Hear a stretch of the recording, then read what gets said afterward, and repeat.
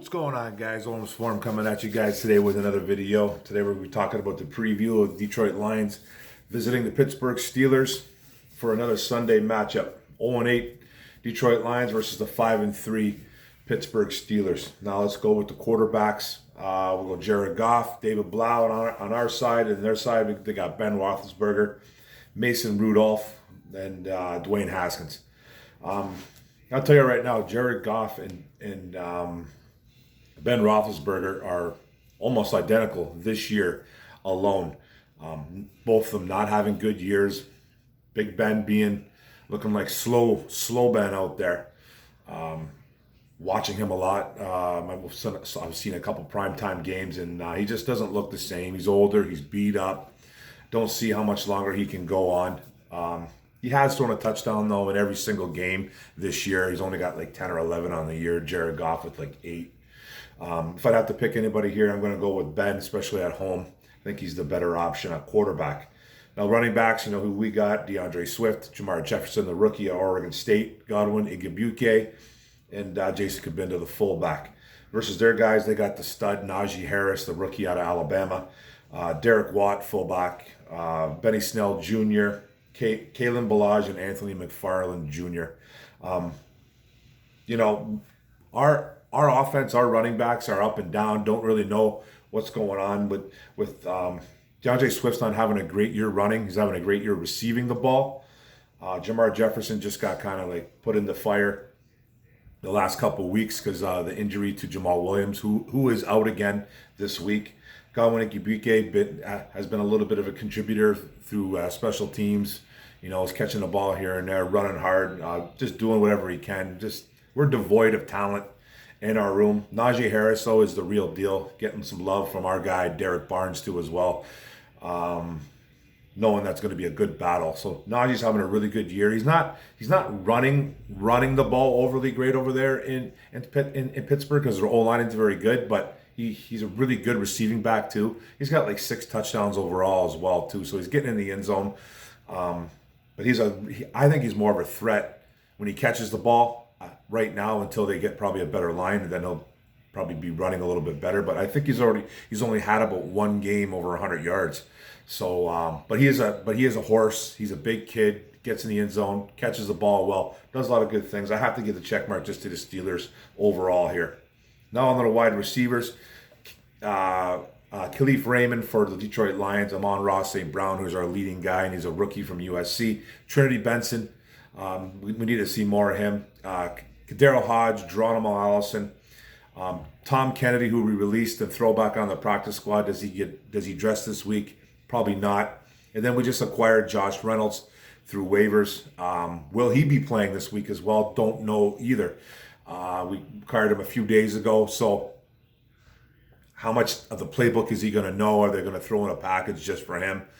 He does have some familiarity with Jared Goff, so maybe he does come in a little bit quicker than we think. But right now, he can't really put a number on him or where he's going to be. But probably in the future this year, anyways, in the next couple of weeks, he'll probably be our number one guy. Who really knows though? But don't really know what's going on with this wide receiver core just yet, and if Reynolds is even going to be playing. So their guys, they got Deontay Johnson, James Washington, the sneaky guy that's pretty good, Ray McLeod, Cody White, and then Quadri Henderson. Injuries to guys like Chase Claypool and Juju Smith-Schuster, who's out for the year. So they had some big injuries. Deontay Johnson is the real deal, though. He's a really good wide receiver for the Pittsburgh Steelers. I like him a lot. James Washington, he hasn't put up great numbers, but he could be sneaky good. And then after that, it's kind of up in the air with that wide receiving core. If I'm going to give the check mark here, I'm just going to give the check mark to the Pittsburgh Steelers because I think Deontay Johnson is a really good wide receiver, and Ben looks for him a lot. Now, tight ends, you know who we got: T.J. Hawkinson, Brock Wright, and then Jason Kabinda sometimes in an emergency situation. With their guys, Pat Freiermuth, the rookie out of Penn State, Eric Ebron, who's back from, I think, a hamstring injury, and then Zach Gentry, who has a couple catches. Nothing big. But if I'm going to give the check mark here, I'm going to give it to, this is the first time that I'm going to pick a team not the Detroit Lions. I'm going to give it to the Steelers. Freiermuth is a beast in the red zone. He has stepped up his game the last couple of weeks because Ebron went down, but now Ebron's back, so that's going to be a nice. Even though how much we bash on Eric Ebron when he was a Detroit Lion, he drops a lot of passes, and he does. But I think the combination of Fryermuth and Ebron is better than anything we got. I think TJ Hawk is the most talented tight end in both these groups. But as a unit, I'm going to give it to the Steelers because I think Ebron's better than Brock Wright or Jason Kabinda. So there's no really contest there right now. So I'm going to give it to the Pittsburgh Steelers. The O-line, we got Taylor Decker, I think, who's coming back.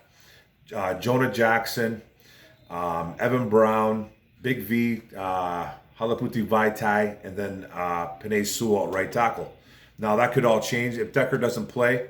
If Decker doesn't come back playing left tackle, you're going to see Penei Sewell left tackle, and you're going to see Matt Nelson right tackle. The rest is going to stay the same. Now those guys have Chukwuma Okafor at left tackle, Kevin Dotson at left guard, center J.C. Hasenauer, and then Trey Turner at right guard, and then Zach Banner being the right tackle. Their O-line is not very good. It's especially not good at pass protection, and they're not the best at run blocking either, even though they have a really good running back over there. But if I'm going to give the check mark to anybody, I'm going to barely give it to the Detroit Lions. Almost gave this a tie, but I think if Decker's back, then move Sewell to right tackle, I think we get a little bit better. We get a little more solidarity at left tackle, a little more continuity, if you will. So I'm going to give the check mark to the Detroit Lions in this one. Now on to the defense. Our D-line consists of Charles Harris, Trey Flowers, Michael Brockers, Austin Bryant, who's a little bit banged up, Nick Williams, Julian Akwara, Aleem McNeil, the rookie, Levi Onwuzurike, another rookie, John Penasini. Is Kevin Strong going to come back? Eric Banks, we're ever going to see him. I think they might have released him. I'm not too sure. And then Deshaun Hand, who's been back off IR. Oh, they're guys. They have a pretty solid D-line. T.J. Watt, Cameron Hayward are their two playmakers. Alex Highsmith can make some plays too, the rookie. Chris Wormley, Jacob Tuiyoto Mariner, that's a tough one to say. Isaiah Buggs, Isaiah Loudermilk, Henry Mondo, Derek Tuska, and then Taco Charlton. So if I'm going to give anybody the check mark here, I'm going to give it to the Pittsburgh Steelers and that D-line. T.J. Watt is a force. He's an absolute animal. He is in talks for MVP, defensive MVP, I think, as well. Cameron Hayward is an absolute force inside, one of the best defensive tackles in the game, if not the best. He's just an animal inside. He's tough to run up. He's tough to run on, and they got a pretty good rookie in that Alex Highsmith kid who can do some things for the Pittsburgh Steelers. So the check mark's going to go to the Pittsburgh Steelers in that D-line. Now on to the linebackers. The Lions, we got Alex Anzalone, Jalen Reeves-Maybin, Derek Barnes, Josh Woods, Anthony Pittman versus their guys, Joe Schobert, Devin Bush, probably their 1 and 2 guys right there. Robert Spillane, Ulysses Gilbert III, and then Buddy Johnson, who hasn't really gotten into any games this year, but he was a 4th-round pick by them. Maybe we'll see some of him this week. But it was really tough to kind of pick the check mark here on this one because I don't really think there's a lot of crazy playmakers on both sides of the ball right here for Detroit and Pittsburgh. But if I'm going to pick anybody, I'm going to go with the Pittsburgh Steelers. Joe Schobert's a pretty good pass coverage linebacker. He's a tackling machine. He racks up a lot of tackles. Devin Bush really turned it on his rookie year. Got banged up his second year though. It's kind of I don't want to say he's fallen off, but he hasn't been as productive. But I think it's better than anything that we have over there right now. Derek Barnes is still a rookie. I think his future is bright though. Josh Woods, you don't see Josh Woods much. You don't see Pittman much, and we don't see Jalen Reeves-Maybin really making a lot of plays. So Anzalone is probably our best playmaker out there, and he's very inconsistent too as well. So we're not 100% sure what's going on over there with our linebacking crew. So I'm going to give it to the Pittsburgh Steelers. Then on to the DBs, last group here. We got Tracy Walker III, Jerry Jacobs, Amani Awarie, A.J. Parker, Will Harris, C.J. Moore, the safety, Dean Marlowe, another safety, Ifieto, Melifonwu, maybe. He has been cleared to to practice. Got the 21-day window to see where he's at. If he's going to be dressed this week, not 100% sure. Then Bobby Price. Do guys like Mark Gilbert get activated ever here? I know we picked him up a few weeks ago. I haven't seen him. And hopefully Melifonwu can play too, like I talked about. For the Steelers, Mika Fitzpatrick, Terrell Edmonds, Joe Hayden, Cameron Sutton, Arthur Mollett, James Pierre, Trey Norwood, Miles Killebrew, a former Detroit Lion, and Justin Lane. If I'm going to give anybody the check mark here, I'm going to give it to the Pittsburgh Steelers. I think Mika Fitzpatrick can still be a playmaker on this team. He racks up a ton of tackles. He's a really good safety in the league. Their corners aren't the best. Joe Hayden is up there, but he's pretty old. He's getting a little bit older right now. So their secondary isn't the best except for Fitzpatrick. Fitzpatrick can make plays. I almost gave this a tie, but I'm gonna give it to the Pittsburgh Steelers here, the check mark. Now onto the game, and then I'll give my analysis for the score, or my prediction for the score.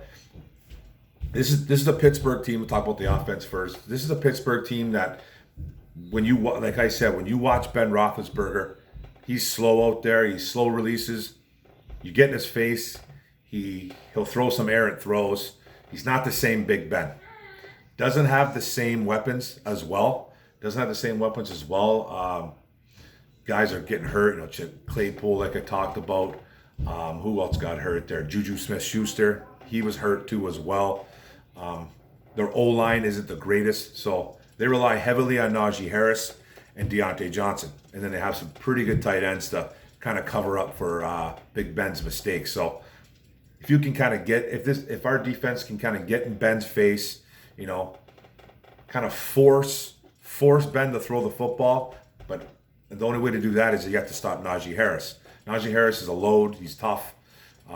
He doesn't have a crazy ton of yards rushing, but he's got a lot of yards overall rushing and receiving. He's dangerous when he catches the football. I think he's more dangerous when he catches the football. And he gets targeted.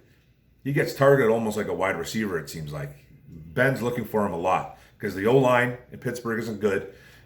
So we're going to have to create some pressure on Ben. Charles Harris is going to have to get in there. Julian Akwara. So if you can kind of do that, you almost have a shot to beat this team. It's just we don't have a good football team.